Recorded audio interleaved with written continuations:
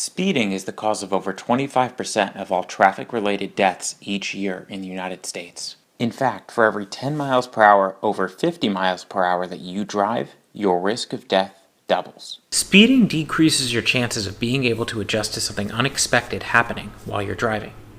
This is because speeding increases the distance a vehicle travels before the driver can react to a dangerous situation and considerably extends the distance necessary to stop a vehicle.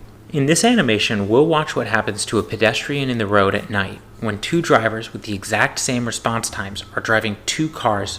One car is obeying the speed limit and the other is going 23 miles per hour over it. Let's watch what happens with the top car going 2 miles below the speed limit.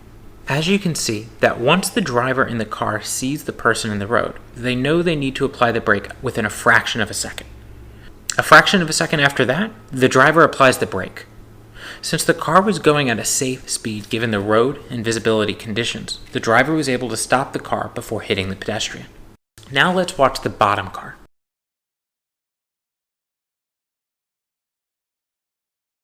As you saw, the bottom car saw the person in the road at the same distance from the pedestrian as the top car did.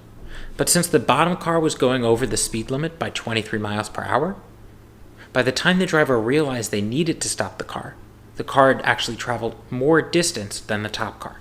Another fraction of a second later, the driver applies the brakes again, having traveled more distance than the top car. The car also takes more distance to brake because of its excessive speed. As a direct result of speeding, the bottom car hits the pedestrian.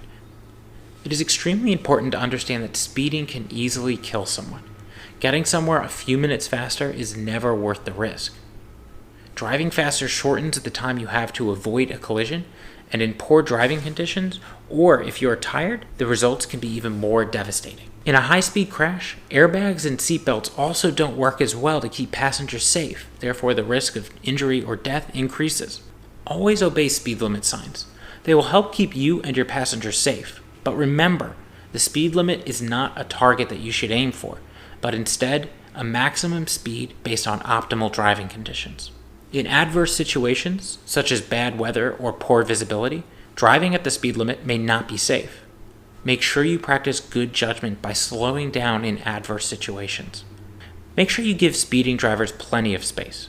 Speeding drivers are more likely to lose control of their vehicle. You should also adjust your driving accordingly by giving yourself more distance between you and them. If a speeding driver is tailgating you or trying to engage you in reckless driving, use good judgment to safely remove yourself from the situation. You can either change lanes or safely pull over and let them pass.